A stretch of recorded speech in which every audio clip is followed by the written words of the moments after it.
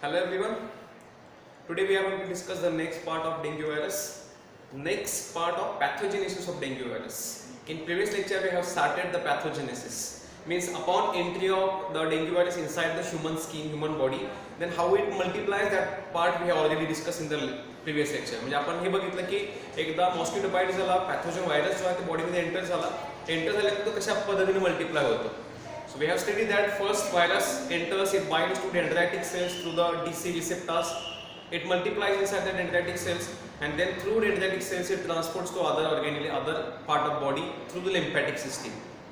It enters the liver as well as in the bone marrow, where it multiplies inside the macrophages and monocytes, and then from that particular side it disseminates, it spreads to other part of the body through the blood, and then it affects the tissues and cells in the different body parts, and because of which some symptoms are developed that we have already discussed.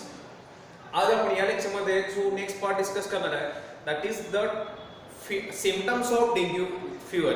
म्हणजे dengue fever आपण जेव्हा study करतो, dengue fever can be of two types based upon its severity आणि age group. म्हणजे कोणत्या age ग्रुपमध्ये dengue fever होतो आणि त्याची सिव्हिरिटी काय आहे, त्याच्यानुसार आपण डेंग्यू फीवरला क्लासिफाय करतो into two categories. And these two categories are first classical dengue fever and second that is severe form of dengue. So based upon its severity, किती सिव्हिअर असू शकतो त्याच्या बेसिसवर आपण डेंग्यू फीवरला क्लासिफाय केलेला into classical dengue fever as well as into the second type severe form of dengue. त्याच्या नावातच आहे की या दोन्हीमध्ये क्लासिकल डेंग्यू फीवर पेक्षा हा जो फॉर्म आहे डेंग्यूचा, हा जो फीवर असेल, it is suppose to be more dangerous, more severe. This classical dengue fever it develops in the adults. It develops in the adults. So in adult human being this classical dengue fever is more commonly observed. आणि त्याच्यामध्ये बऱ्यापैकी immunity सुद्धा develop झालेली असते, त्यामुळे आपण comparatively less severe म्हणतो classical dengue फीवरला. Incubation period of this overall dengue fever, जो डेंग्यू फीवर कुठल्याही टाईपचा असू दे, ओव्हरऑल इन्क्युबेशन पिरियड जो आहे that is 3 to 10 days. So comparatively हा एक शॉर्ट इन्क्युबेशन पिरियड आहे. विदिन और आफ्टर पिरियड ऑफ 10 days आपल्याला सिम्पटम्स दिसायला लागतात. इन्क्युबेशन पिरियड म्हणजे आपण ऑलरेडी डिस्कस केलेला आहे, पॅथोजन एंटर झाल्यापासून म्हणजे इन्फेक्शन झाल्यापासून सिम्पटम अराइज होण्यापर्यंतचा जो ड्युरेशन असतो, that duration is called as incubation period. And the incubation period for dengue virus very important is 3 to 10 days. Now this classical dengue fever it is characterized by fever after the period of 10 days, sudden onset of fever.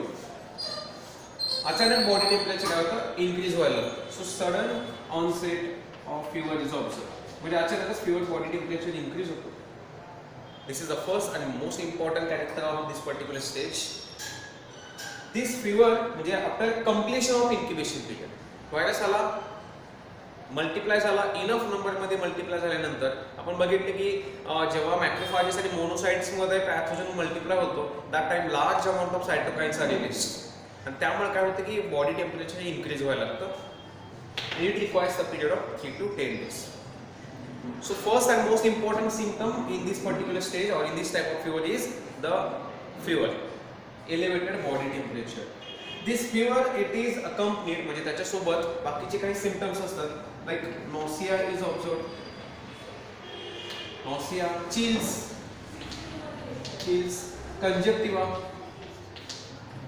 conjunctivitis means inflammation of conjunctiva.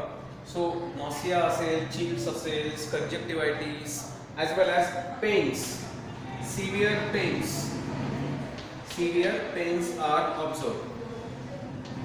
Especially severe pains are observed in the joint region.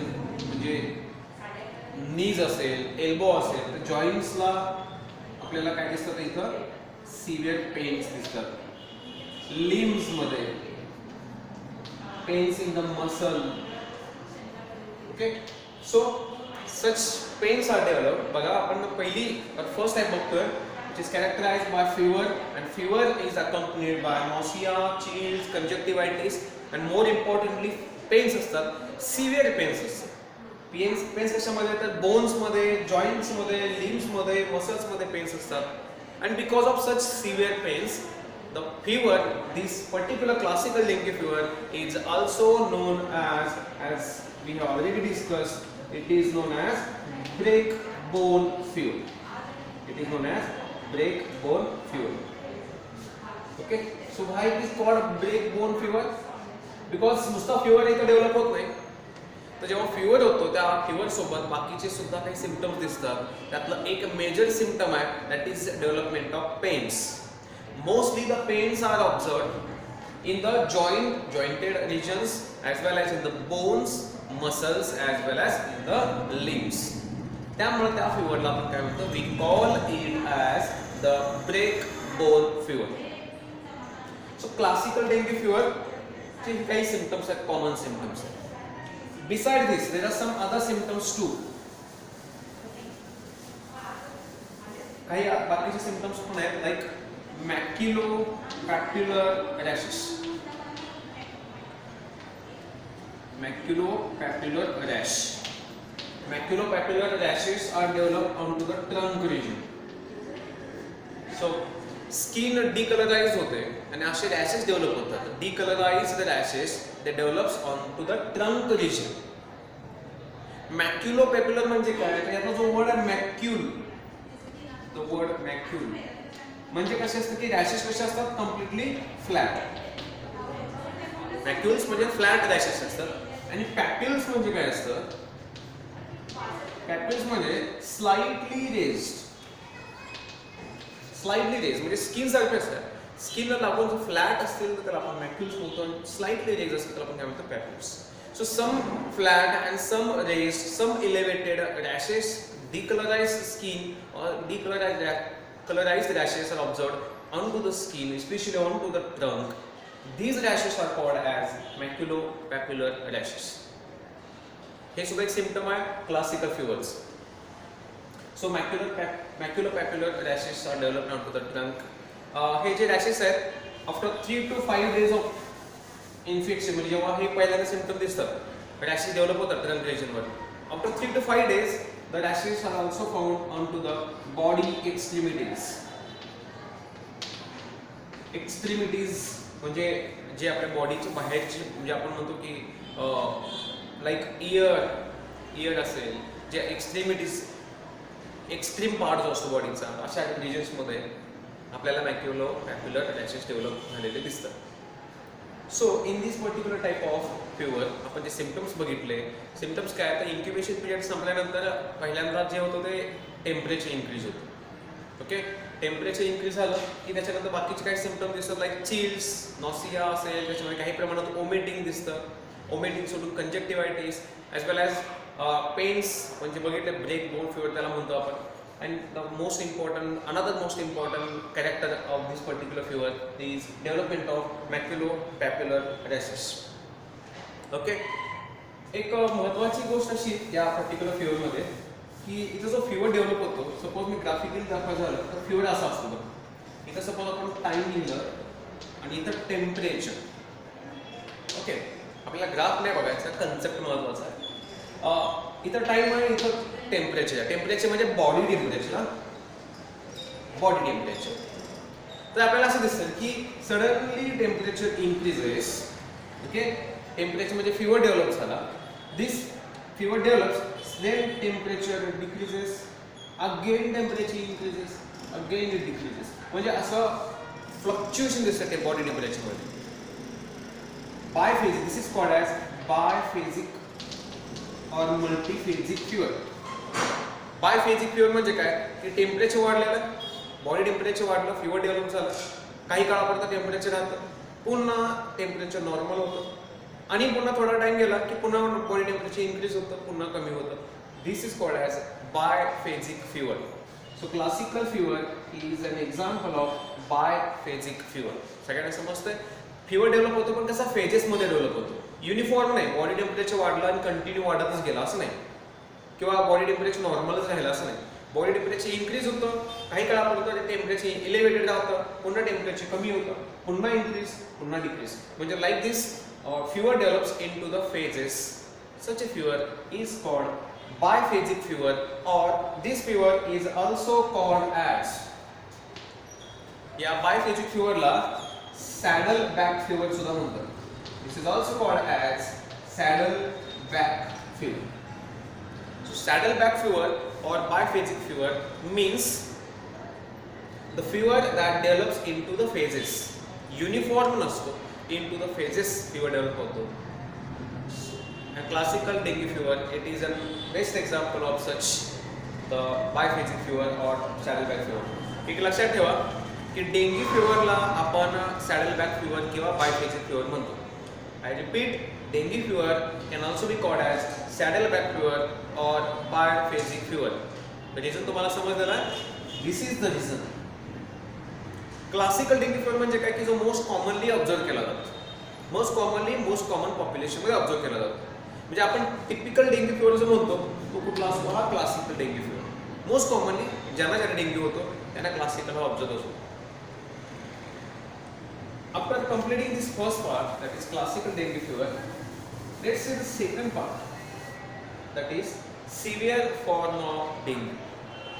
Now, this severe form of dengue is most commonly observed in the children below 10 years age. 10 वर्षापेक्षा जे लहान मुलं असतात त्यांच्यामध्ये हा severe dengue बघायला मिळतो. Especially in the children with the age 6 to 8 years. So, this severe form of dengue, it is most commonly observed in the children below 10 years age.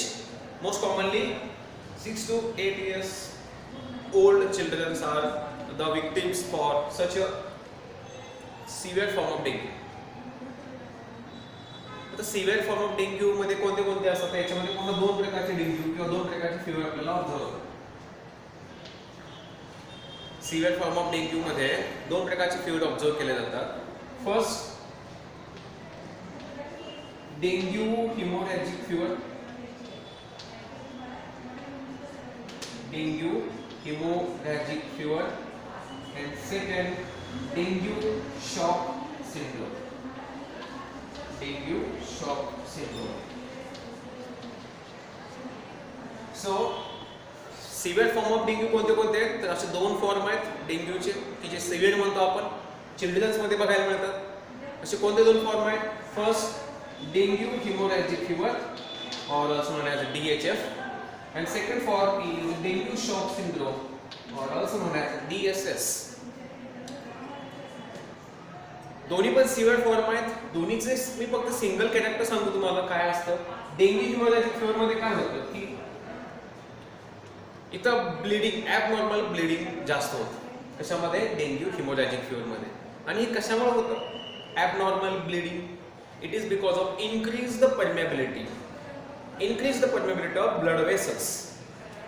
Blood वेसलची परमेबिलिटी ही इन्क्रीज होते आणि अशा वेळी काय होतं की आपल्यामध्ये ब्लड जो लॉस जास्त होतो, ब्लिडिंग जास्त होतं आणि तेव्हा जे फिवर डेव्हलप होतं, that condition is called dengue हिमोरॅजिक fever. So इथं हा जो वर्ड आहे हिमोरॅजिक व्हेरी इम्पॉर्टंट. काय होतं इथं? तर ब्लड वेसलची परमेबिलिटी इन्क्रीज होते, त्यामुळे बॉडीमधून जे ब्लड लॉस जास्त होतं, ब्लिडिंग जास्त होतं आणि that condition is characterized as hemorrhagic fever.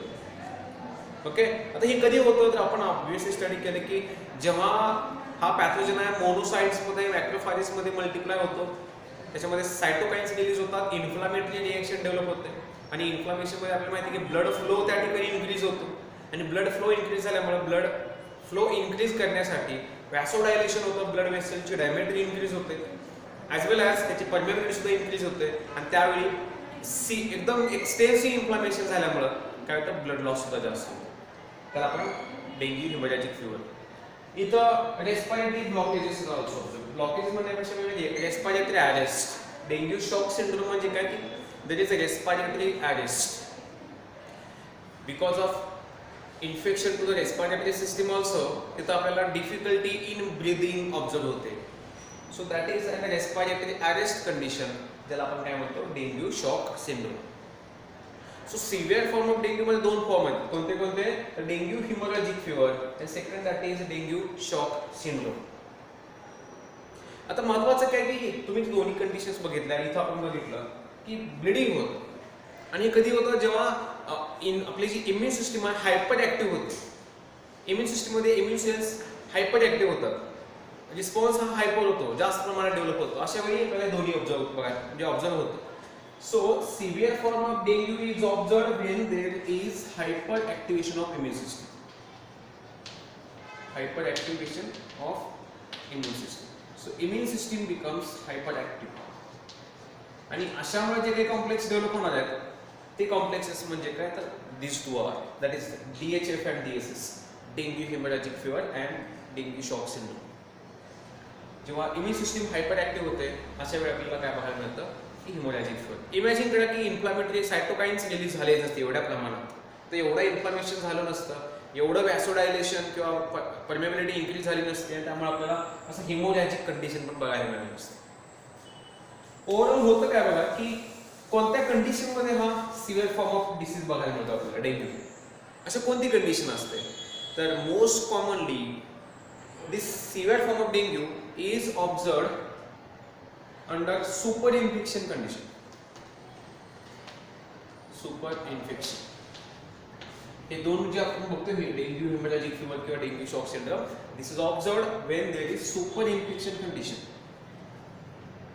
आता सुपर इन्फेक्शन म्हणजे काय की suppose there is a person किंवा एखादा चाइल्ड असेल लहान आणि त्याच्यामध्ये डेंग्यू होऊन गेला, डेंग्यू व्हायरस इन्फेक्शन झालं and that child has क्युअर्ड, completely तो क्युअर झालेला आहे आणि पुन्हा त्याच्यामध्ये रिइन्फेक्शन झालेलं आहे डेंग्यू व्हायरस. ओके, रिइन्फेक्शन झालेलं. पण बघा सपोज फर्स्ट टाइम जे इन्फेक्शन झालं ते डेंग्यू 1 या सिरोटाइपचं झालं होतं, म्हणजे ही त्याची स्ट्रेन वेगळी होती आणि त्यातून तो कम्प्लिटली क्युअर झालेला आहे.